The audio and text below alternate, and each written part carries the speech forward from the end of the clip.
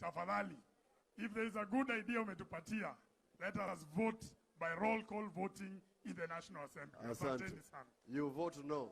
You will vote no. Aya. Okay. Akambani siao. Kwa majina naitwa Calvin Sokoth.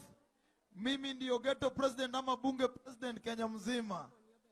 Mimi yale naweza sema kwa baba Raila Amolo Odinga, Kalonzo Musyoka, Martha Karua na kina Kioni, ya kwamba mimi ningetaka ya kwamba watu waumie kwanza mpaka maandamano yaanzie Central na Rift Valley.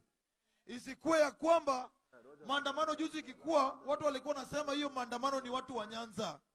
Na mimi nasema hivi, Kalonzo Musyoka, nikiongea na gavana wako Wavinya Ndeti na gavana nanige Mtula Junior, tafadhali peni Kalonzo kazi rahisi.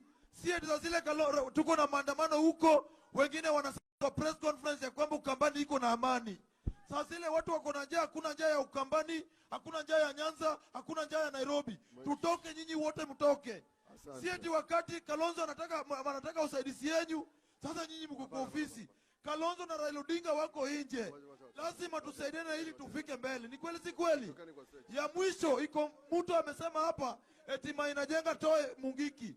Mainajenga sio criminal. Mainajenga ni kijana kama Gaucho ambaye anajaribu kuinua vijana ili tusaidiane tukue na haki. Asante na Mwenyezi Mungu awabariki.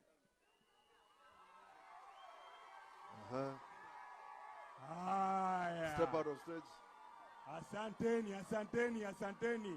Asanteni. Leo